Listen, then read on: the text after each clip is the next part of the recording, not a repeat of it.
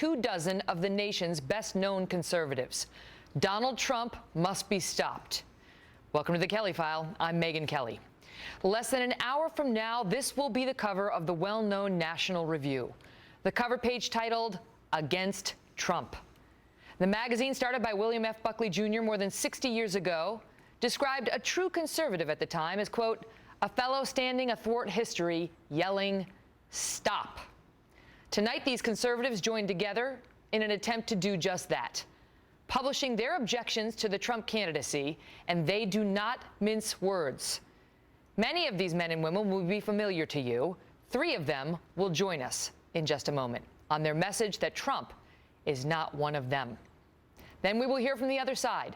Former Trump political advisor Roger Stone is here, along with Washington Times political columnist Charles Hurt. But first, we begin with one of Donald Trump's best-known new advocates, former Alaska governor and vice presidential candidate Sarah Palin. When Mrs. Palin announced her endorsement of Mr. Trump earlier this week, she hammered the so-called Republican establishment for trying to bring him down. Look what's happening today. Our own GOP machine, the establishment, they who would assemble the political landscape, they're attacking their own front runner. Now, would the left ever, would the DNC ever come after their front runner and her supporters? No, because they don't eat their own. They don't self-destruct.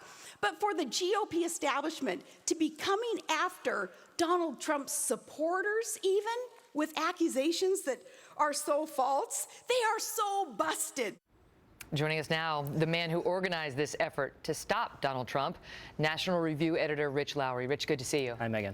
So when Palin gave her that endorsement, many said Trump has won over the conservative base. That's an endorsement from the conservative base. And you and the others at National Review stand up tonight and say, not so. Why? Yeah, one big takeaway from what we're doing is not the establishment necessarily that's opposing Donald Trump. You have a bunch of lobbyists on K Street right now hiding under their desks, figuring out how they can deal with Trump or perhaps co-opt him. And the point we're making, it's up to conservatives who think that Donald Trump, whatever his virtues are, doesn't truly understand the ideas and principles that make this country great. It's up to those conservatives to stand up and say, no, sorry, we oppose this guy. When you read the 22 pieces that were submitted to National Review by very well-known conservatives and Republicans in the country, I mean, Andy McCarthy among them, Michael Mukasey, and so on, the list goes, Glenn Beck, the first name in the list. What themes emerged to you? Well, there are a couple. One, if you truly are conservative, you believe in ideas and principles. It's not just attitudes. It's not just who you dislike. It's limited government. It's the Constitution, it's liberty. Those are the things that truly make this country special. And they are basically afterthoughts to Donald Trump. He almost never talks about them. And if you're truly a conservative, you have a consistent record. We all change our minds on a few things every now and then when the facts change, but he has been on the other side on big, hot-button, defining issues like abortion, gun control, taxes, and even immigration. He points to Ronald Reagan, saying he, too, came across the aisle after having been on the other side, and that he's had that genuine evolution himself. And Ronald Reagan spent about 30 or 40 years marinating in conservative thought and advocating for conservative ideas. He just didn't show up one day and said, hey, guess what? Now I'm a conservative. And another problem with Trump is he seems to believe what this country needs is a really effective strongman to make the trains run on time, when what we really need is the government to be cut down to size, restored to its rightful role, and then focus on the really important things, like the borders and like creating the conditions for growth. One of the things one of the pieces points out is that the country was born in an effort to avoid a heavy-handed leader who thought he could just make it better, and to re-empower the people to govern themselves, as opposed to vest all this power in one man who said he could do it. Right. Now he's a very talented politician. He has proven that over the last 6 to 8 months, and he's hit a nerve, and he's gone where the energy is. And a lot of times, I'm laughing and applauding right along with his supporters. But conservatism is more than that. And I don't even believe, I think even on immigration, he is really conning people. This is someone who 3 or 4 short years ago was criticizing nice pleasant, polite Mitt Romney for being too harsh on immigration. It wouldn't surprise me if one day Donald Trump, if he gets the nomination, wakes up the next day and says, you know what, deporting people, the best people in the country have told me it's not possible. Forget it. Rich, thank you. Thanks, Megan. Here now, three of the people contributing to the conservative campaign to stop Donald Trump. Dana Loesch, the host of Dana on the Blaze TV. Brent Bozell, the chairman of the group For America. That's the nation's largest online conservative network. And Katie Pavlich, who's a Fox News contributor and news editor of townhall.com. Dana, let me start with you. Glenn has got the first piece in this. You also add your 2 cents, saying you were on the lines with the Tea Party, standing with the placards out on the sidewalks. You didn't see Donald Trump there. Now, and Megan, you know, to that point, I was on that first phone call the night that we were all, a group of us were planning the first Tea Party rallies and founding the modern day Tea Party movement.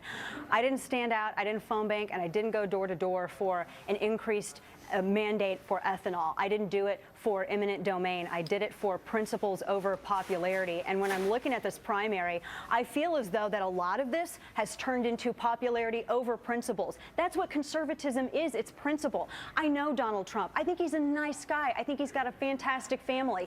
But that's not enough, to me anyway, to win over the White House. I want someone who's a great leader and is a staunch conservative, and I don't have to question their authenticity. Brent, you know what's happening right now. A lot of Trump supporters are watching this saying, these people are establishment. They don't get it. We just want someone who can go in there and screw with Washington the way they feel their lives have been messed with.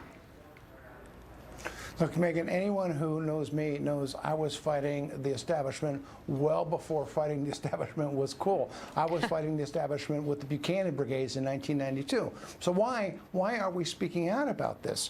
To suggest that Trump has had some kind of road to Damascus transformation just isn't true.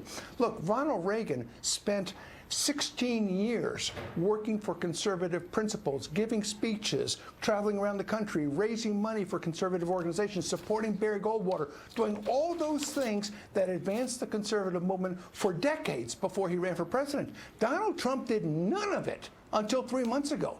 Up until 3 months ago, this was a man who said he was a proud Democrat. This is a man who said he was a proud supporter of Hillary Clinton. This is a man who said he was a proud supporter of Planned Parenthood. This is what he said he was. So I think people have to say, okay, it's been a lot of fun up until now, but do we care only about rattling the cages in Washington, or do we as conservatives want to fundamentally change this course of destruction that we're on? And Donald Trump has no record of ever supporting any of these things. Katie, the pieces talk about, this is from Bill Kristol, that he's the very epitome of vulgarity, saying this is another piece, that he is whatever he pleases to be at the moment, the only principle being the triumph of his will. It's a harsh litany of accusations against him.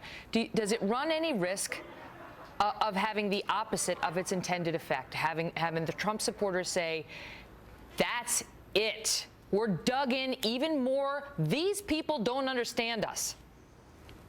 Well, look, I think that there's a lot of people who are supporting Donald Trump who are going to continue to support Donald Trump. But as we're seeing with the race in Iowa, there is a rift between Donald Trump and people who are looking at Ted Cruz as a conservative option.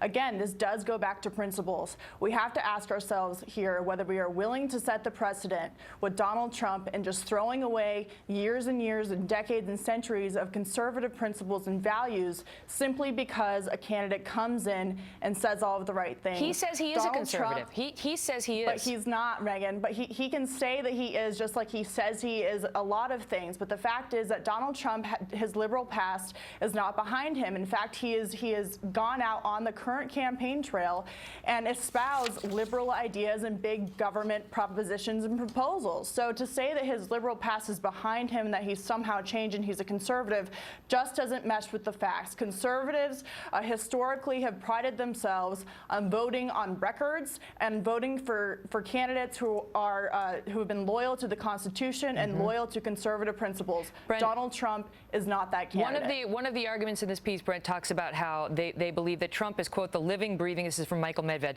the living, breathing, bellowing personification of all the nasty characteristics Democrats routinely ascribe to Republicans. This is something you hear sometimes from some Republicans opposed to Trump, that he's influencing an upcoming generation of young people people who are deciding what they are, and that he's not the best brand for the Republican Party. Your thoughts on it? Well, I think he's, look, frankly, President Trump would be a terrible face of America to the world. This is a man who takes everything personally. Everything is about himself. He's an absolute narcissist. He's doing what he thinks he needs to do to win the presidency for himself. I'm surprised he's not going to call it the Trump White House when he wins. This is what he cares about. If this were a race, I would say to my fellow conservative, if this were a race between Jeb Bush and Donald Trump, you've got an argument maybe because you know where Jeb Bush stands. But in fact, there are several conservatives in this race. In fact, personally speaking, I've endorsed Ted Cruz for the reason that he is the real conservative in this race with the real record and a past and a future and real programs. Dana, Donald Trump, what are his programs? To those people who are sitting out there, because you're a Tea Partier. I mean, you were out there. And to those Tea Partiers who are saying, you guys are Republican establishment. We love them. There's nothing you can say that's going to change our mind. What say you? Well, Megan, are you talking to me? Because Yeah, you know, I would say this. First off, I'm not a registered Republican because I haven't thought that they were conservative enough for a very long time. I've never gone out there and said, you know what? I really think that we need to subsidize big corn out in Iowa. We need to subsidize ethanol. We need to call for an increase in that mandate. That is not a conservative principle. There is no way that you look at it, Megan, that what he called for this week on the campaign trail, that is not conservative. It is not conservative to bastardize the Fifth Amendment and say that eminent domain, we can actually collude with private businesses and not for public use to go after private property owners and take their property without even fair compensation or just compensation as it's written constitutionally. As far as the Second Amendment, look, I love conversions. I hope that he's a convert on this issue because this is an issue close to my heart. I'm here at SHOT Show right now. This is the first time I've ever known Donald Trump to make an appearance at any kind of gun show, whether it's NRA or SHOT Show. He was for the assault weapons ban a couple of years ago. Is it an authentic conversion? And that is not bad or establishment to ask. It's great to see you all. Thanks, Megan.